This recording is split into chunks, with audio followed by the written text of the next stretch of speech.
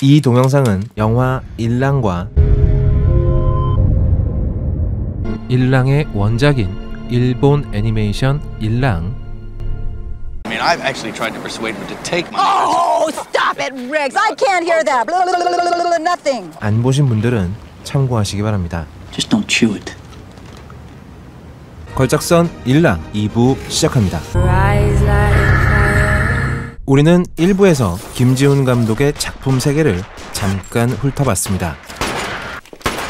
비주얼에 강하고 내러티브에 약점이 있는, 근데 어디서 그런 영화 또 본 것 같은데.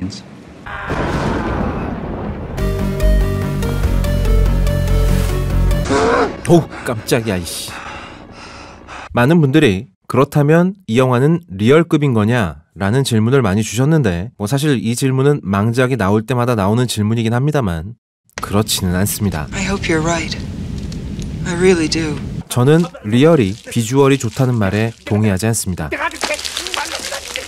물론 설리 씨는 아름답습니다만 이 무슨 상관인데? 좋은 촬영기기를 써서 예쁘고 멋진 사람들을 깔끔한 화질로 찍기만 한다고 해서 비주얼이 좋다고 할 수는 없는 거죠. 제가 개인적으로 한국 최고의 첩보물 중에 하나라고 인정하는 밀정의 화면은 그냥 때깔만 좋은 게 아니었습니다. 빛과 그림자가 확연하게 드러나는 극단적인 조명을 써서 우리 편 아니면 적이라는 극단으로 나눠지는 시대 상황을 제대로 화면에 담아내고, 이런 화면을 보시면 분명히 일제와 손을 잡은 친일파이지만 그럼에도 불구하고 조선인이라는 이유로 의심을 받고 있는 이정출과 그를 이용해 먹을 뿐 절대로 믿지 않는 히가시의 입장이 화면을 통해서 나타납니다.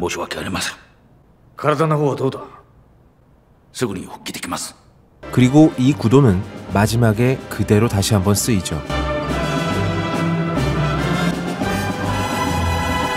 다들 이 장면이 어떤 장면인지는 알고 계실 겁니다. 이정출이 확실하게 독립군으로 돌아섰다는 걸 보여주는 아주 상징적인 장면입니다. 결국 좋은 비주얼이라는 건 잘 찍은 화면이 스토리와 장르적 분위기에 쩍쩍 달라붙어 있어야 합니다. 리얼의 화면은 그냥 CF 화면처럼 가시를 잔뜩 잡은 장면들이 마구 지나가기만 할 뿐 그 화면이 어떤 의미로 그렇게 찍어졌는지를 감독 말고는 아무도 모릅니다. 의미가 있기는 있겠죠. 근데 전혀 알고 싶지 않아서 문제인 거죠. 이건 비주얼이 좋은 게 아니죠. 그렇다면 일랑의 화면빨은 어느 정도인가? 리얼급까지는 아닙니다. 하지만 평소에 김지훈 감독이 어떤 화면들을 뽑아냈는가를 생각해 본다면 리얼급이 맞죠. 이게 뭐야? 무슨 얘기냐고요? 그냥 구리다는 얘기입니다. 이거 너무 구리잖아요. 그리고 이 두 사람의 뜬금없는 연애질과 작은 책방을 하고 있어요. 헌책도 팔고요. 첩보 영화 중에 갑자기 뷰티 인사이드를 보는 듯한 생뚱맞은 모닝글로리 화면빨과 등장인물들의 도무지 알 수 없는 감정선과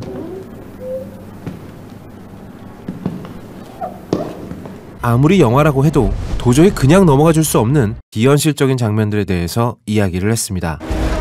진짜 마이클 베이인 줄 알았어요.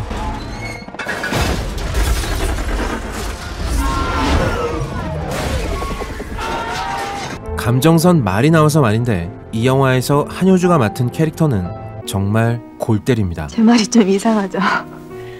출신은 섹트 출신인데 공안부에 소속돼서 첩보와 암살 활동을 펼치다가 공안부의 명령을 받아 강동원을 유혹했다가 강동원에게 다 덮어씌우고 병신 만드는 작전을 충실하게 수행하던 중에 갑자기 강동원이 무쌍을 찍으면서 공안부 요원들을 모조리 쓸어버리니까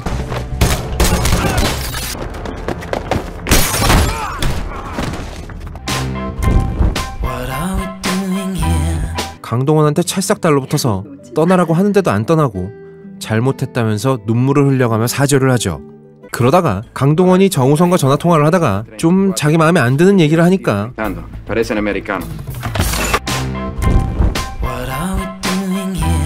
갑자기 공안부에서 이들을 추격할 수 있도록 발신기를 켜버립니다. 위치 떴습니다. 근데 또 막상 강동원과 함께 하수구에 이르자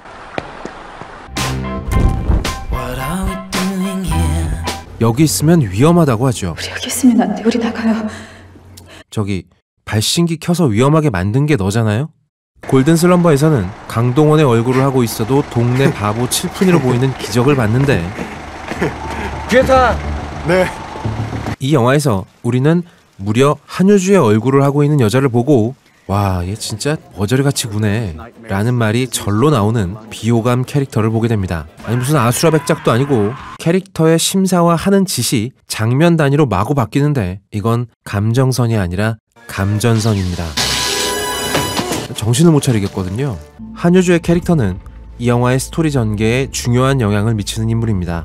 하는 일은 원작에 등장하는 K와 같죠.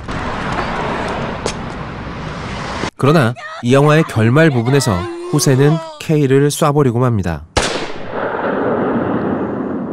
즉, 후세는 평상복을 입었을 때에는 필요한 경우에도 되도록이면 살생을 하지 않는 인간적인 면을 간직하고 있지만 강화복을 입었을 땐 조직의 개가 돼서 표정 없는 얼굴로 기관총을 난사하는 냉혈한이 됩니다. 그리고 마지막 장면에서 강화복을 벗고 얼굴을 드러낸 후세는 K를 처리하라는 상관의 명령을 불복하지 못하고 절망적인 표정을 지으며 K를 쏴버리고 말죠. 이 장면은 후세가 끝내 조직에 함몰되어 버린 인간이 아니라 늑대 무리에 속해 있는 늑대에 불과하다는 것을 보여주는 장면입니다.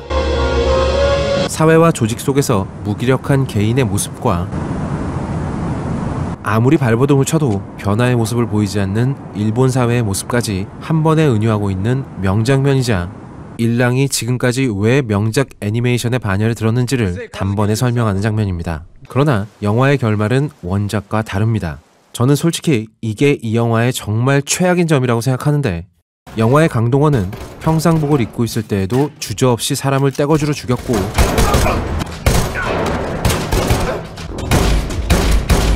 강화복을 입고 나자 더더욱 주저없이 사람을 벌집을 만들어서 마구 죽였습니다. 어떤 액션 영화의 주인공이라고 해도 기본적으로 영화의 주인공 캐릭터라면 관객들에게 호감을 줘야 합니다.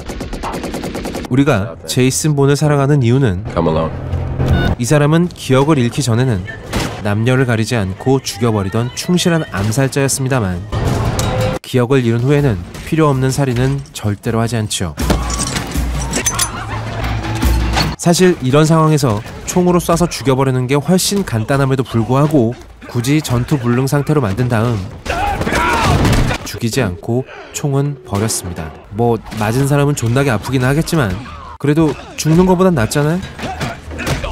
제이슨 본의 이런 행동은 눈먼 암살자에 불과하던 예전의 본인과 지금의 자신은 완전히 다른 사람이라고 확실하게 선을 긋는 행동이자 I'm on my own side now.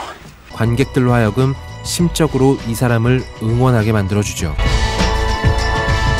아무리 주인공이 암살자, 살인자, 조폭 등등으로 등장을 해도 No women, no kids. That's the rules. 여자와 어린아이, 동물 등등 자기보다 약한 존재를 죽이는 모습은 함부로 보여주면 안 됩니다. 그렇게 되면 관객들이 주인공에게 호감을 느끼기가 어렵게 됩니다. 이건 남녀의 문제가 아니고 연출의 문제입니다.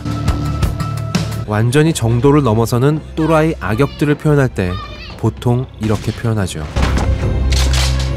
그런데 여기서 사람을 마구 죽이는 모습에다가 심지어 여자의 목을 꺾어서 죽이는 장면까지 들어가 있으면 이 캐릭터는 도대체 어떻게 할 생각이냐?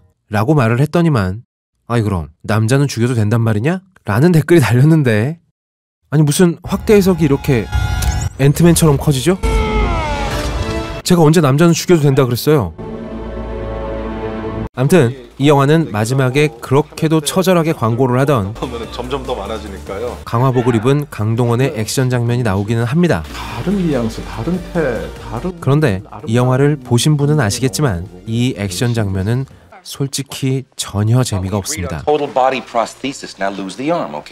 왜냐면 도무지 긴장감이라고는 1도 없이 그냥 완전 천하무적의 상태가 된 강동원이 강화복을 입고 있는 상대에게 정장 입고 덤비는 멍청이들을 떼거지로 쏴 죽이는 게 끝이기 때문입니다. 사실 철갑을 두른 인간 병기 디자인은 헐리우드 영화에서 정말 흔한 컨셉입니다. 당장 마블에는 아이언맨이 있고요. 엣지 오브 투모로우에도 강화복이 등장을 했고, 더 거슬러 올라가면 Get away from her, you bitch! 파워로더를 입고 에일리언과 싸우는 리플리도 있었고, 거기서 더 올라가면 무려 1987년에 로보캅이 있었습니다. 우리는 이미 이때 강력한 기계 신체를 가지고 주인공이 평범한 악당들을 쓸어버리는 장면을 여러 번 봤다는 얘기죠. 그런데 제가 앞에서 이야기한 영화들에는 공통점이 있습니다. Oh yeah. 바로 비슷한 힘이나 능력을 가진 상대의 등장이죠. 즉, 이들은 본인들도 엄청나게 강력하긴 하지만 못지않게 강력한 상대가 등장을 해서 누가 이길지 모르는 싸움이 벌어지고 여기서 긴장감이 발생한다는 겁니다. 그러나 이 영화에는 강화복을 입고 총을 난사하는 강동원과 기관총을 맞아서 트위스트를 추는 악역들만 있을 뿐입니다. 보통 강한 히어로를 그리고 있는 영화라면 중반쯤에 한번 등장했을 법한 장면이 하이라이트를 모조리 채우고 있는 셈이죠. 주인공이 아무런 위기도 겪지 않고 약하디 약한 악당들을 밟아 죽이는 장면만 계속 나오니까 도무지 긴장감도 없고 재미도 없는 겁니다. 그리고 거기에는 더 심각한 문제가 있는데, 사실 일랑의 액션씬은 적들을 통쾌하게 쓸어버리는 장면이 아니라는 겁니다. 원작도 그렇고 원작을 거의 그대로 찍은 이 영화도 그렇고 이 강화복 액션씬은 비참하고 잔인한 정서지 절대로 통쾌하고 멋진 정서가 아닙니다.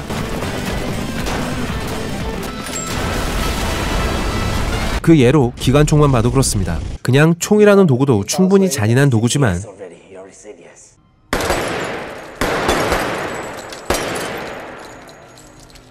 사람에게 기관총을 난사한다는 것은 상대방의 존엄성을 전혀 인정하지 않고 박멸의 대상으로 본다는 것이죠.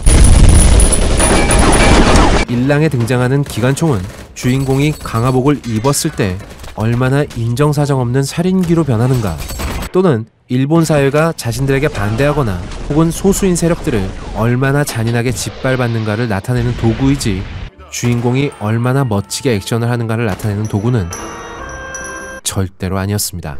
Fuck no. 애시당초 액션의 도구가 될 수 없는 걸 액션의 도구로 잡고 앉아있으니까 이 영화는 통쾌하고 끝내주는 액션 영화조차 되지 못하는 겁니다. 처음부터 방향을 완전히 잘못 잡은 거죠. I suppose you didn't deserve that one either. No, that one I deserve. 영화의 결말에서 강동원은 원작의 후세처럼 행동하기를 거부합니다. 여자가 테러리스트로 태어난 것도 아니지 않습니까? 지금까지는 조직의 명령을 따라서 첩보도 하고 사람도 막 죽이고, 하수구에서는 기관총을 난사해서 적들을 벌집을 만들었는데 갑자기 한효주만은 못 죽이겠다고 버티는 거죠. 도대체 왜일까요? 저는 이 영화의 진짜 반전은 여기라고 생각합니다. 이 두 사람이 여기서 정말 반해버린 겁니다. 진짜 소울메이트를 만나버린 거죠. 그거 말고는 설명이 안 됩니다. 김지훈 감독이 이 장면을 생뚱맞게 엽서에나 등장할 법한 아름다운 뽀샤시 톤으로 찍어버린 것도, 한효주가 왔다 갔다 하는 정신분열적인 행동을 했던 것도 이렇게 되면 설명이 되는 거죠. 이 둘은 정말 트루 참사랑에 빠진 겁니다. 존나 사랑하기 때문에 죽일 수 없는 거죠. 근데 둘이 데이트 딱 2번 하고 한 번 같이 잔 게 다잖아요. 그 한 번이 아주 그냥 우주 대폭발, 막 빅뱅! 그렇습니다. 이 영화는 다른 것도 다 엉망이지만 이게 제일 엉망입니다. 원작의 내러티브를 그대로 찍어놓고 감정선은 제멋대로 상모 돌리듯이 휘감아 놓고 마지막만 원작과 반대되는 결말을 찍어놓은 거죠. 그래서 이 영화는 다 보고 나면 정말 이상하다, 기묘하다라는 인상을 감출 수가 없습니다. 몸뚱이는 우리가 알고 있던 그 일랑인데 대가리만 반대로 달려있는 거죠. 그래서 뭐 꺾어버리는 장면이 나온 건가요? 반대로 돌리려고? 일랑! 원작의 철학, 정서, 주제 몽땅 엿바꿔 먹고 지 맘대로 척추의 순서를 혁명적으로 바꿔버린 이 영화의 등급은 이건 뭐냐? 예, 인분입니다. 을 드립니다. 저는 그래도 김지훈 감독의 차기작을 기대해 보겠습니다. 이 영화 한 편으로 실망하기엔 김지훈 감독은 저한테 좋은 영화들을 많이 선사한 분이기 때문이죠. 저희 걸작서는 여러분들에게 추천과 구독을 강요하지 않습니다. Lay your palm flat on that tabletop. What's it gonna be? May I lift the hands off the tabletop in order to remove my billfold? 강요하지 않습니다. 구걸합니다. 제발 도와주세요. 제발 눌러주세요. 뭘? 이걸. 그리고 이걸.